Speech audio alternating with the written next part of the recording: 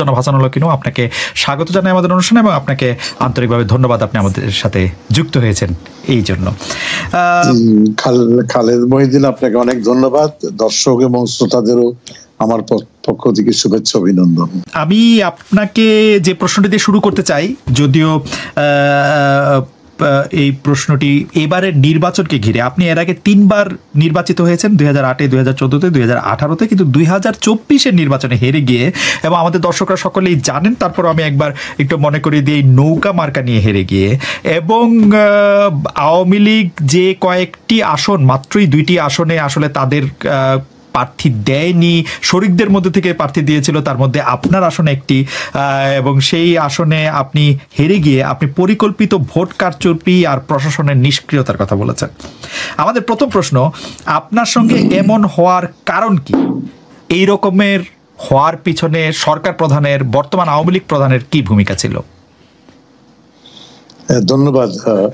আমি প্রথমেই আবারও দর্শক শ্রোতাদের আমার পক্ষ থেকে ধন্যবাদ জানাচ্ছি এবং ডয়চে ভ্যালিকেও ধন্যবাদ জানাচ্ছি আমাকে আমন্ত্রণ করার জন্য।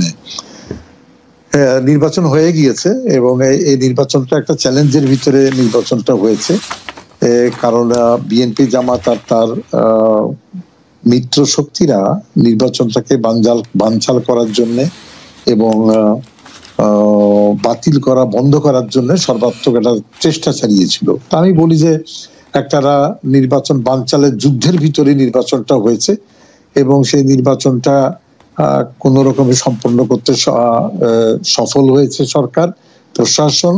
এবং এই যেহেতু একটা চ্যালেঞ্জের ভিতরে এবং একটা রাজনৈতিক যুদ্ধের ভিতরে এই নির্বাচনটা হয়েছে, সুতরাং এই নির্বাচনে অনেক কমতি ঘাটতি ছিল এবং আছে, সেগুলো নিয়েই নির্বাচনটা শেষ হয়েছে।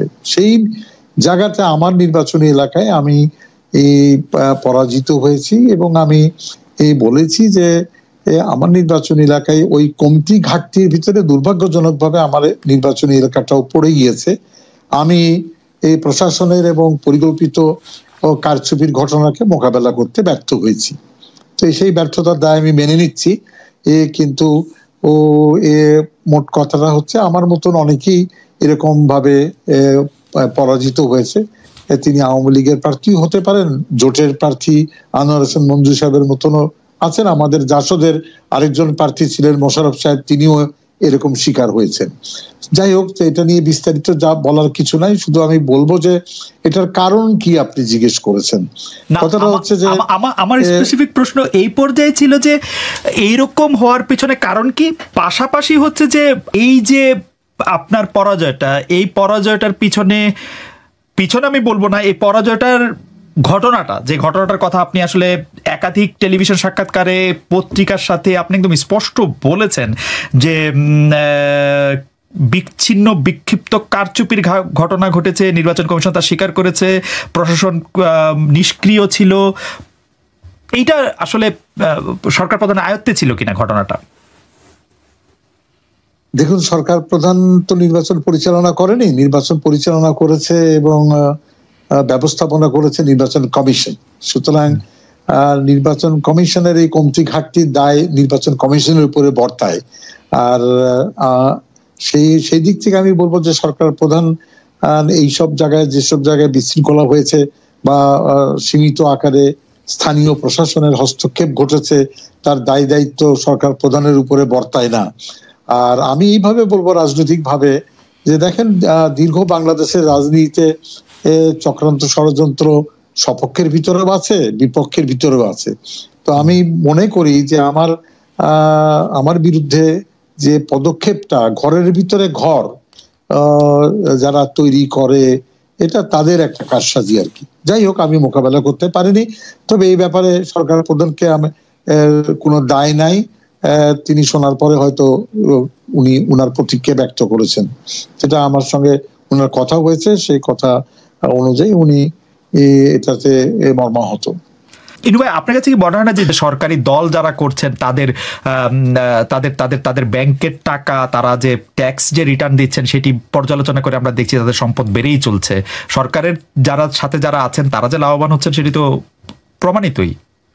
দেখুন, সরকার যদি বলেন যে ক্ষমতাসীন সরকারের ভিতরে এমপি 350 এমপি, আর উপজেলার নির্বাচনে উপজেলার চেয়ারম্যান সাহেবরা বা ইউনিয়ন পরিষদের চেয়ারম্যান সাহেবরা তাদের যদি এই আয়কর বিভাগের কাছ থেকে যে তালিকা পাবেন আপনি, সেখানে যে সম্পদ বৃদ্ধি এটা নিয়ে কোনো মাথা ব্যথা নাই। যেখানে কোটি কোটি টাকার লুটপাট হচ্ছে সেই টাকাটা তো তাদের ব্যাংকে যাচ্ছে না, তো ব্যাংকে দেখাতে পাচ্ছেন না আপনি। সুতরাং সেখানে দুই একজনের তো বিপুল অর্থ হয়েছে, কিন্তু 350 এমপি যদি হিসাব করেন সেইখানে আমি বলবো যে না তেমন কিছু না। সুতরাং এটা ঢালাও একটা অপপ্রচার যে রাজনৈতিক এমপি মন্ত্রীরা কোটি কোটি টাকার উপরে ভাসছে, এই কথাটা ঠিক না। না, আমরা অবশ্য আমি অবশ্য ব্যক্তিগত আগ্রহ থেকে এমপি সাহেবদের সম্পদ বিবেচনা করে দেখেছি যে বেশিরভাগ এমপিরই, বেশিরভাগ বলতে শতকরা 80% বেশি এমপির সম্পদ বেড়েছে। মানে বেড়েছে মানে কি মানে খুব 5%, 10% এভাবে না, আরো অনেক বেশি পার্সেন্ট করে বেড়েছে। আমি একটা উদাহরণ দিই আপনাকে। জি, আমি একটা উদাহরণ দিচ্ছি। আমি এমপি ছিলাম, যখন 9 সালে, মনে করেন আমার ব্যাংকের টাকা ছিল লিগ্যাল টাকা 5 লাখ টাকা। আমি 2.25 লক্ষ টাকা বেতন পেয়েছি সম্মানী প্রতি মাসে, এর বাইরেও সম্মানী পেয়েছি। মন্ত্রী অবস্থায় অলমোস্ট 3 লক্ষ টাকার সম্মানী পেতাম। তো সেখান থেকে আমি এখন 5 লক্ষ টাকা বেড়ে 50 লক্ষ টাকা হয়েছে। তাহলে কত গুণ বাড়লো? 10 গুণ বাড়লো।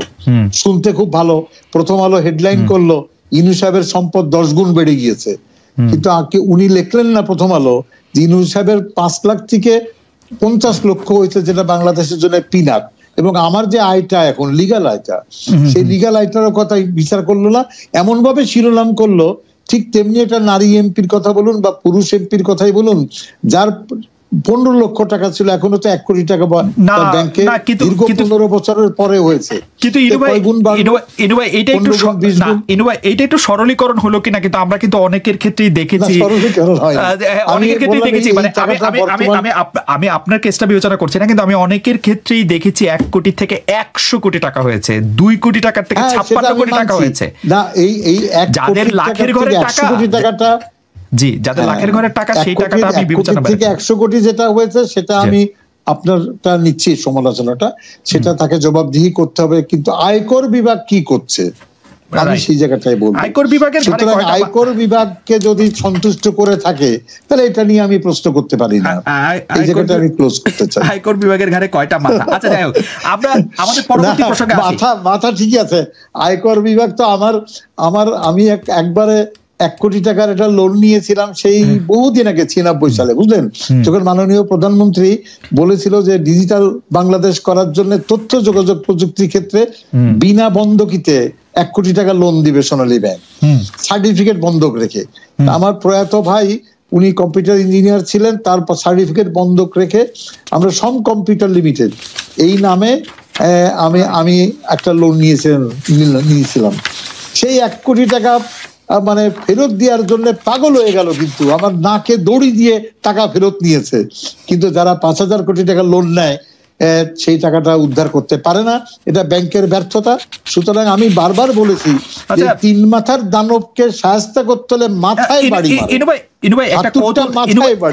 একটা কৌতূহলতে একটা কথা বলি। আপনি এমপি ছিলেন, আপনি মন্ত্রী ছিলেন, আপনি বাংলাদেশের একটি পুরনো রাজনৈতিক দলের প্রধানের দায়িত্ব পালন করেছেন। আপনার থেকে ব্যাংক 1 কোটি টাকা লোন নিলেও সেটা আপনার থেকে আদায় করে এবং আপনি সেটি দিতে বাধ্য হয়েছেন, বা মানে সেটিকে সিস্টেমের মধ্যে রাখতে বাধ্য হয়েছেন বলে আপনি বলছেন।